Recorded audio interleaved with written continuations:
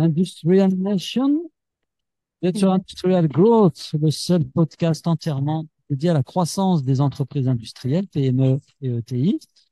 Aujourd'hui, j'ai le plaisir de recevoir Anne-Isabelle Rosa de la société Utisa. Bonjour Anne-Isabelle, comment ça va? Bonjour Karim, ça va et toi? Ça va très bien. Je suis ravi de t'accueillir sur le podcast aujourd'hui. Écoute, moi Alors, aussi. on va parler Merci. achat. On va parler achat. C'est un sujet qui fâche ou pas, hein. Je ne sais pas si c'est un sujet qui fâche, mais en tout cas, il y a des opinions parfois assez, comment dire, tranché sur le rôle des chats dans une entreprise. Et aujourd'hui, tu es là pour nous apporter un peu ton expertise, l'expertise d'Utisa sur ce sujet. Est-ce que tu peux te présenter et par la même occasion présenter un peu Utisa? Alors écoute, j'ai une expérience au sein de PME industrielle manufacturière de plusieurs années, on compte plus. En tout cas, quand on aime, on compte pas. Qui m'ont Pareil. permis de voir un petit peu toute la chaîne de valeur de l'entreprise, puisque j'ai fait du développement commercial international, de la supply chain, de la gestion de production pendant quelques années, du marketing. Donc, ce qui m'a permis de voir un petit peu tout le parcours client et puis comment on répond aux besoins des clients.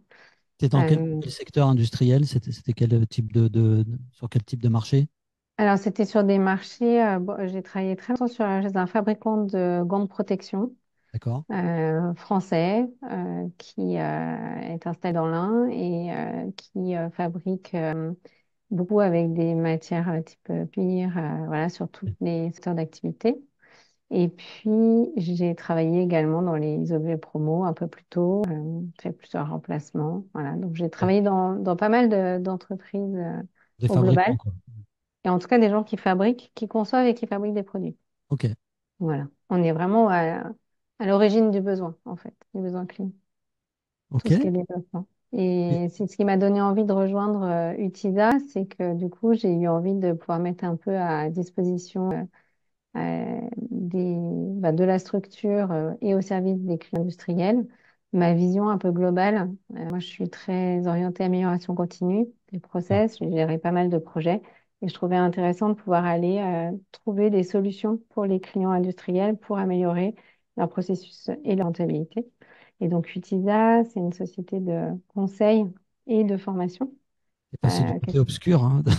c'est ça, exactement. Oui, tu vois, je suis passée à... Tu te rends compte, hein, t'es passé du côté des consultants qui sont là pour voler l'argent des entreprises.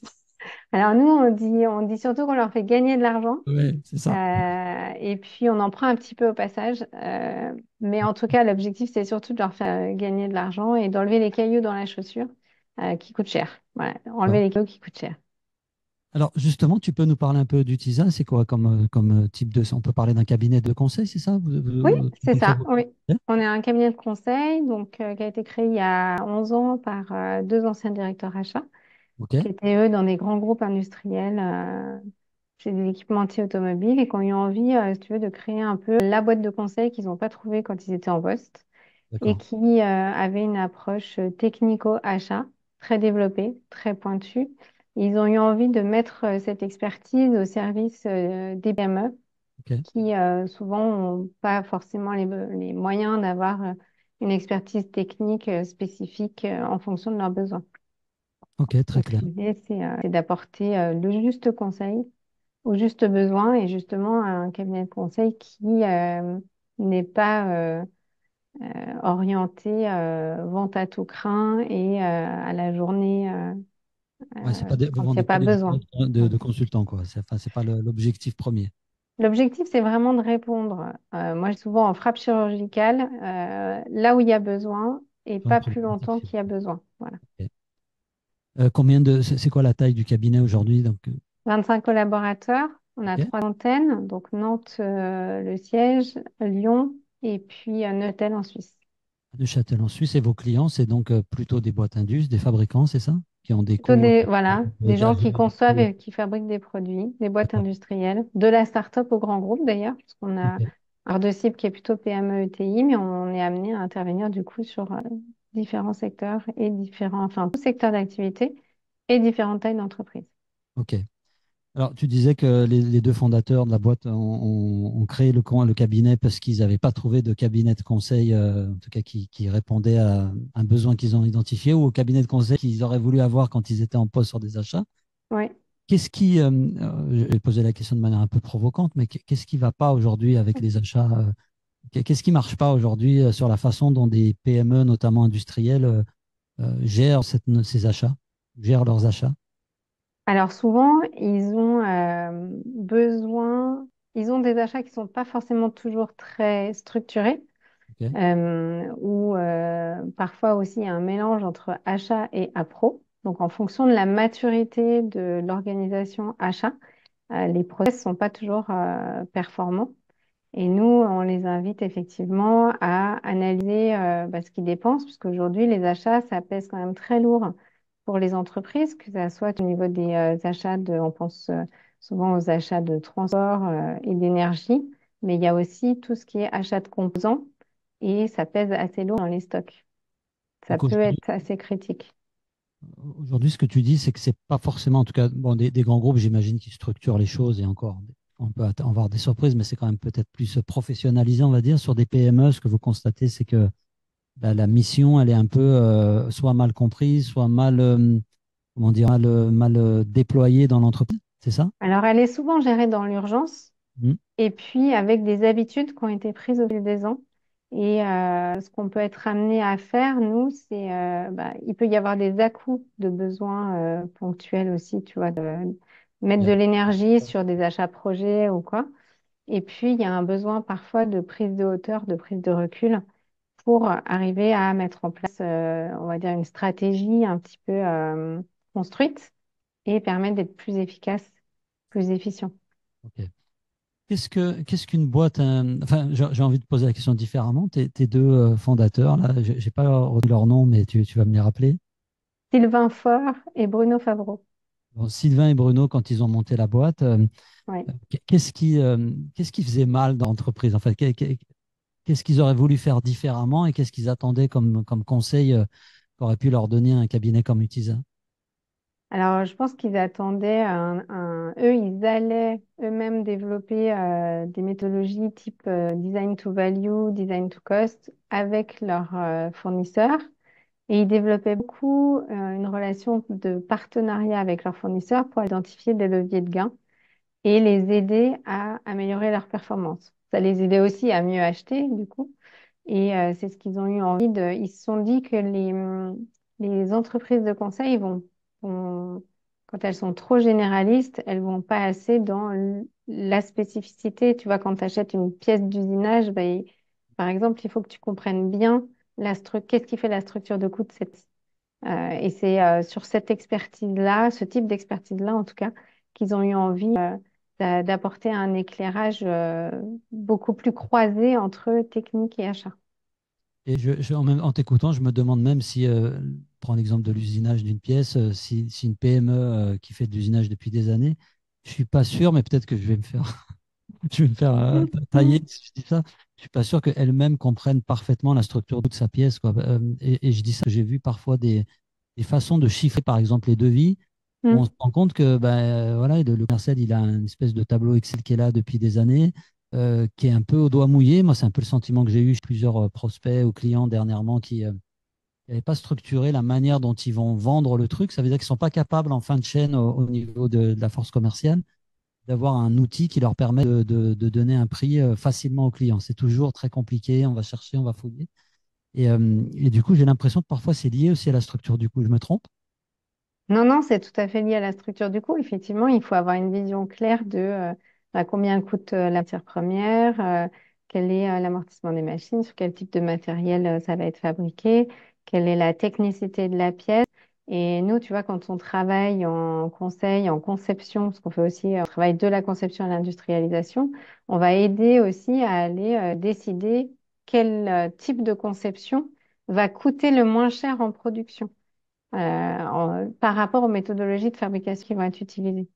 Donc, c'est pas uniquement, comme on l'a vu ces derniers temps sur la matière première, là, il y a eu les envolées des prix de matières premières, les Mm. difficultés d'approvisionnement qu'on a eues après le Covid ou pendant le Covid. C'est pas juste une question uniquement de coût de la matière, en fait, hein. C'est beaucoup ce que tu es en train d'expliquer. C'est aussi à la base du modèle de la pièce, de la façon dont on fabrique, il faut aller aussi chercher, quoi. C'est ça. En fait, il y a beaucoup de moyens d'optimiser le coût d'une pièce enfin, on sait que 80% de l'impact d'un produit, il se décide lors de la conception.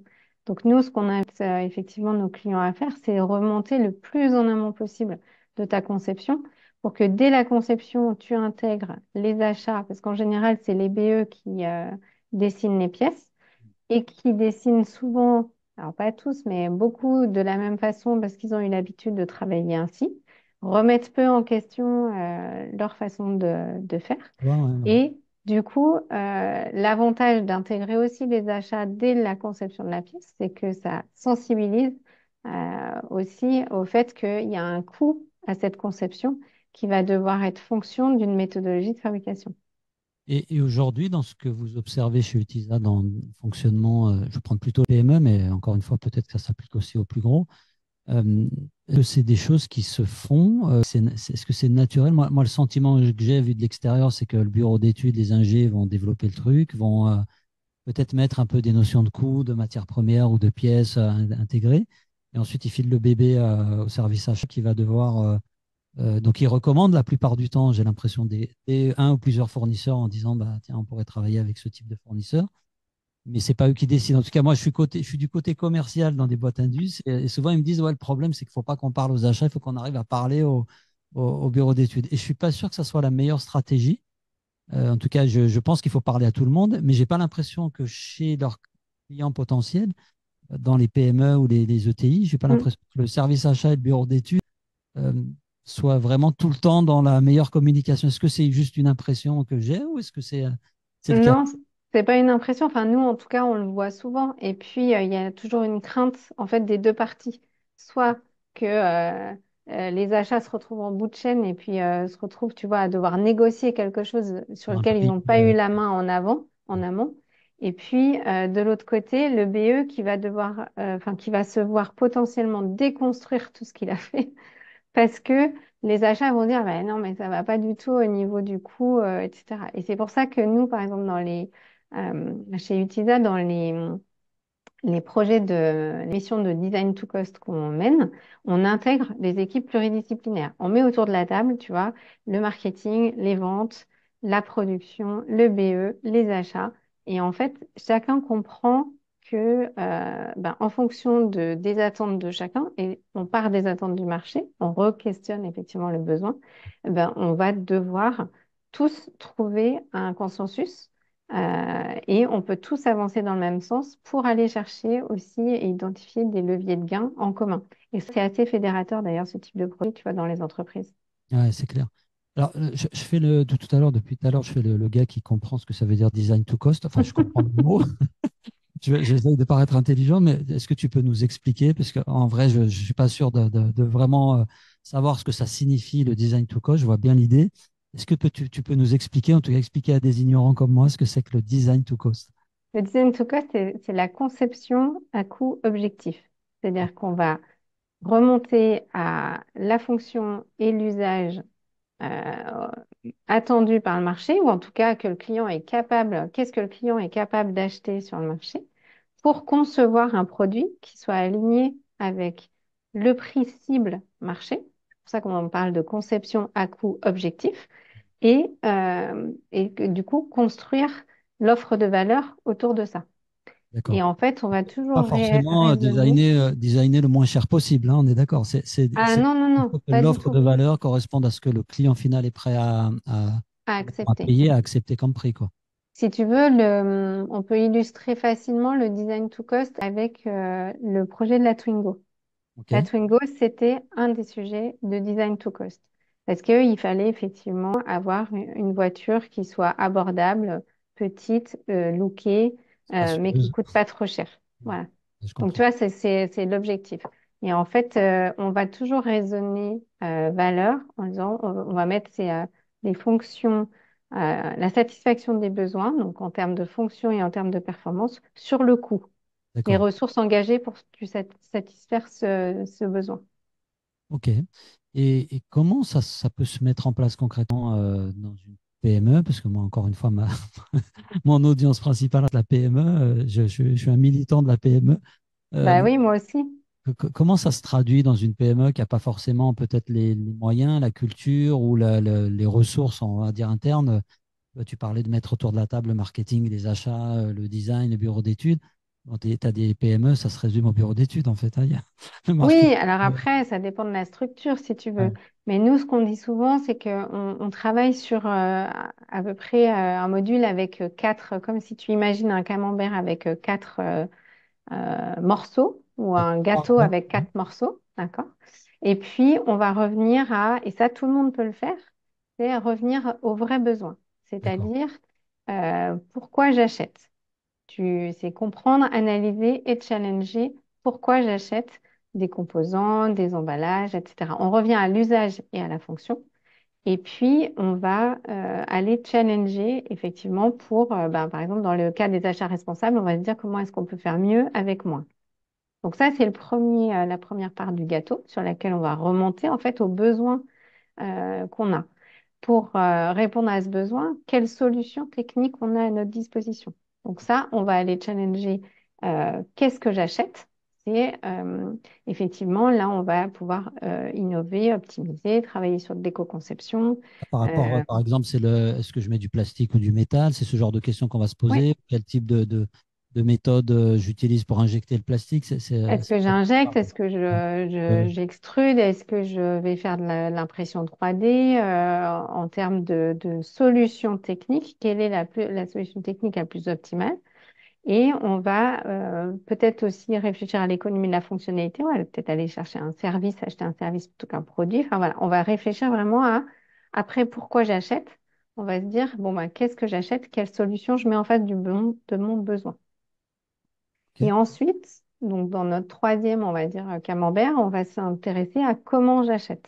Et c'est là qu'intervient toute la partie stratégique. Et quand on parle de stratégie, t'es pas obligé d'être très très complexe, tu vois, quand tu fais une analyse de tes achats. Mais comprendre, enfin, ne serait-ce que tu sors le nombre de fournisseurs que tu as, tu analyses la somme engagée, parce que les dépenses, ça représente, on dit, à peu près 60% en moyenne de l'équivalent valeur de chiffre d'affaires. Ouais. Donc, ça pèse quand même énormément en termes d'engagement d'entreprise, en termes de rentabilité et en termes de poids financier. Donc, effectivement, on va pouvoir se poser la question de combien j'ai de fournisseurs. Est-ce que j'ai pas quatre fournisseurs ou 10 fournisseurs? Parfois, on a 10 fournisseurs pour le même achat. Ensuite, on va pouvoir se poser la question de est-ce que j'ai des achats stratégiques? Quels sont mes achats critiques? Parce que parfois, tu vois, tu peux avoir un achat qui est critique pour ta production, que tu n'as pas identifié comme étant majeur dans ta chaîne de production.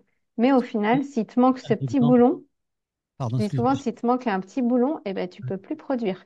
Est-ce que Voilà. tu as un exemple d'un client qui était dans ce cas-là, par exemple, qui a pas identifié justement des achats critiques et auquel vous avez aidé à prendre conscience de ça?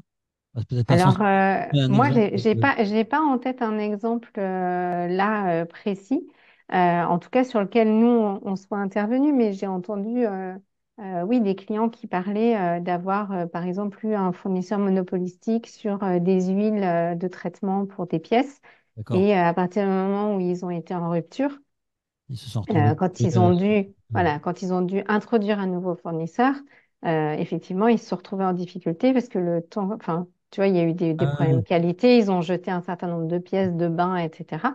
Donc, t'as, à la fois, il faut pas en avoir pléthore de fournisseurs pour la même pièce parce que ça te demande une gestion un peu surdimensionnée. Et en même temps, les fournisseurs monopolistiques, c'est dangereux aussi. Donc, effectivement, là, il y a des fournitures ou des composants où c'est extrêmement difficile d'aller chercher un double sourcing ou voire un ouais, triple sourcing. Donc, c'est cet équilibre, en fait, quand on parle de stratégie, où il faut arriver à avoir des matrices un petit peu claires et avoir en tête une volumétrie de ce que tu achètes et aussi le nombre d'opérations que tu réalises. Par d'accord. exemple, c'est facile d'identifier qu'il peut y avoir des fois plusieurs services qui passent une même commande à un même fournisseur. Euh, et donc, du Les uns coup, sachent que les autres achètent, achètent chez oui, le. Ouais. tu démultiplies, tu vois, le nombre de commandes. Donc, par exemple, si tu passes, j'en sais rien, s'il y a 5 personnes de services différents qui passent tous les jours une commande au même fournisseur, lui, il reçoit 5 commandes, toi, tu dépenses l'équivalent de, on va dire, je crois qu'on chiffre entre 50 et 150 euros le passage de commande. Bah, c'est ce que ça te coûte, en fait, à Le toi. temps passé à gérer la commande, à gérer les... Voilà. Et en face, du coup, tu as, tout l'expédition, le transport, la réception, le contrôle qualité et la facturation. Donc voilà, c'est toute cette analyse-là, on va dire, de analyse stratégique un petit peu quand on parle de processus achat. Et c'est ce qui va permettre d'établir un petit peu des plans stratégiques. Surtout, tu vois, quand on parle d'industrial growth, on parle aussi, potentiellement, tu peux avoir des pics de production, une augmentation de ton capacitaire et à ce moment-là, comment est-ce que tu réponds aux besoins? Si tu n'as pas une stratégie achat un petit peu en place, ou en tout cas que tu ne prends pas un peu de hauteur de temps en temps, c'est extrêmement compliqué d'arriver à mettre en place Là, tu vas tes gérer solutions. le truc une fois que tu es au pied du mur et c'est un peu trop tard et c'est là que C'est ça. que tu perds de l'argent ou que tu peux exploser en vol, quoi. C'est ça, tu gères en réactif Mm. au lieu d'anticiper un minimum. Et puis aujourd'hui, avec tout ce qui est, on en parlait tout à l'heure, environnement, etc., effectivement, il faut arriver à se mettre dans des stratégies aussi de relations fournisseurs durables, bien les connaître. Il y a encore beaucoup trop d'acheteurs qui restent derrière leur bureau, qui vont pas sur le terrain, qui connaissent pas leurs fournisseurs, qui connaissent pas leur parc machine. C'est important de se connaître et de bien se connaître Ouais. et de bien se parler pour arriver à avancer ensemble. Tu parlais des enjeux un peu environnementaux. Bon, aujourd'hui, c'est plus seulement quelques enjeux ou quelques trucs Mm. qu'on fait pour faire plaisir à la com ou au service marketing. C'est devenu central. Est-ce que c'est des choses que vous constatez, vous, par rapport à votre, on va dire, votre positionnement d'expert, de conseil de pas mal de boîtes? Est-ce qu'aujourd'hui, enfin, vous trouvez chez Utisac, ça y est, ça a pris de la place, ces questions environnementales, tu parlais tout à l'heure de circularité. Alors, c'est pas le mot que tu as employé, l'économie. Éco-conception. Pardon, Mm. l'éco-conception, excuse-moi. Mm. Est-ce que ces sujets-là, aujourd'hui, il te semble que les PME ou les clients que vous avez qui se posent des questions sur les achats, est-ce que c'est des sujets qui sont pris vraiment à bras-le-corps ou est-ce que ça reste encore anecdotique dans les politiques achats? Non, c'est de plus en plus présent au niveau, on entend qu'il y a beaucoup de demandes au niveau des achats responsables. Ouais. Et c'est compliqué, je pense, dans les PME. Alors, c'est de toute façon souvent sur la contrainte réglementaire, tu vois, ça arrive par les grands groupes et puis ça descend un petit peu par On impose un peu de capillarité. trucs. Oui. Et Ouais. donc, du coup, c'est un peu subi. Mais en même temps, on sent que pour certains, c'est compliqué d'embarquer les équipes, d'accompagner le changement. Tu OK. vois, parce qu'en fait, c'est pas seulement le jeu des achats. Ça doit venir de la stratégie de l'entreprise. Embarquer les équipes enfin, les directions générales doivent embarquer les équipes dans les projets. Et il ne s'agit pas juste d'avoir je pense qu'il y a quelques années, tu avais Faire, encore un directeur RSE, tu vois, et puis tu étais content d'avoir ton directeur RSE parce que au moins tu faisais quelque chose. Non, mais là, en fait, c'est presque de la base qu'il faut partir et remonter. C'est un peu top-down et bottom-up, tu vois. Il faut que ça vienne des deux côtés pour moi. donc ça veut dire que ça part de la stratégie, ça va dans la conception du produit en lui-même. On en a parlé sur l'événement il y a Mm. quelques semaines là, sur le fait qu'il faut intégrer ça dans la façon dont on pense justement aussi le produit. Et Oui. puis là, du coup, on retrouve ça, ça déroule, hein, on retrouve ça sur les achats, sur la façon de le vendre, à qui on le vend, comment et C'est comment. toute ta supply chain aussi. Effectivement, tu remontes, et une fois de plus, tu vois, quand tu remontes aux besoins et à l'usage, c'est là aussi où tu vas pouvoir réfléchir en analyse du cycle de vie et jusqu'au bout de la chaîne logistique. Qu'est-ce que tu fais de ton produit après? Est-ce que tu peux on en parlait sur l'événement Industrial Growth avec certains exemples où effectivement, dans la conception, on a anticipé la possibilité de réparer plutôt que de devoir jeter tout un moteur, etc. Donc effectivement, c'est des préoccupations qui sont de plus en plus présentes. On arrive un petit peu à la fin de l'épisode. Une question que je voulais te poser, c'est aujourd'hui, si tu devais. Déjà, une première, enfin, j'ai deux questions. La première, c'est si tu avais une conviction, en tout cas, si vous aviez une conviction chez Utisa, et peut-être toi aussi à titre personnel, sur ces questions d'achat et de comment ça peut aider une PME industrielle à grandir ou une entreprise industrielle à grandir, quelle serait cette conviction? Bah, la conviction, c'est que nous, ce qu'on se dit, c'est que en fait, si tu arrives à être bon sur effectivement le besoin, la solution, comment tu achètes et chez qui tu achètes, c'est là que sont les gisiers de rentabilité. C'est vraiment là où tu peux arriver à être plus performant, identifier des leviers de gain, être plus rentable, parce que effectivement, tu vas requester tout un cycle plutôt vertueux. Et ça marche sur des produits très complexes comme sur des produits simples. Tu vois. C'est ce que tu disais tout à l'heure sur la façon de concevoir le produit en lui-même. Et Oui. puis, dernière question, si j'attrapais cet épisode en route, qu'est-ce que je devais, s'il y a une chose ou deux que je devais retenir de ce que tu as dit? Ben, pour moi, les achats sont clés dans la stratégie d'entreprise. Et c'est aussi aux achats d'aider à accompagner le changement vers une industrie plus responsable, plus durable. La fin, la conclusion, c'est que les acheteurs ont un rôle à jouer. C'est pas simplement des méchants qui coupent le prix et qu'il faut essayer de contourner quand on a quelque chose à vendre. Non, Et surtout pas, il vaut mieux s'en faire des alliés, d'une part, et d'autre part, il faut voir que c'est un métier qui a été en tension. Ils ont été, moi je dis souvent, dans la machine à laver pendant 2 ans, voire 3 ans, entre tension sur les approvisionnements, rupture des chaînes d'approvisionnement, difficultés logistiques, achats pro, etc. il y aura beaucoup, Et comment? on leur en a beaucoup demandé ces 2 ou 3 dernières années. Oui, oui, oui. Et en fait, tu vois, j'entendais l'autre jour qu'aujourd'hui, on leur demandait, avant, on leur demandait déjà de maîtriser à peu près 10 compétences clés. Aujourd'hui, on leur en demande 20 avec du savoir-être, de la coordination. C'est des vrais chefs d'orchestre, quoi. Donc, messieurs, mesdames, les commerciaux, commerciales, industriels, si vous devez vendre à des acheteurs, mettez-vous dans leur basket et rappelez-vous un petit peu à quoi ressemble la journée type d'un acheteur, qui est certainement aussi compliquée que celle du commercial. Merci. Exactement. Un vie ma vie. De toute façon, on a deux fonctions miroirs, Voilà, hein. c'est clair, ces deux fonctions qui sont parfaitement miroirs, je trouve ça. Donc, faut pas l'oublier. Anne-Isabelle, merci beaucoup pour cet épisode. Merci pour ce que tu as partagé sur la partie achat. Chers amis, ben, vous nous retrouvez sur toutes les plateformes de podcast. Merci à ceux qui nous suivent de live en direct sur LinkedIn et on se retrouve à très bientôt pour un nouvel épisode. Merci à tous. Merci, Karim.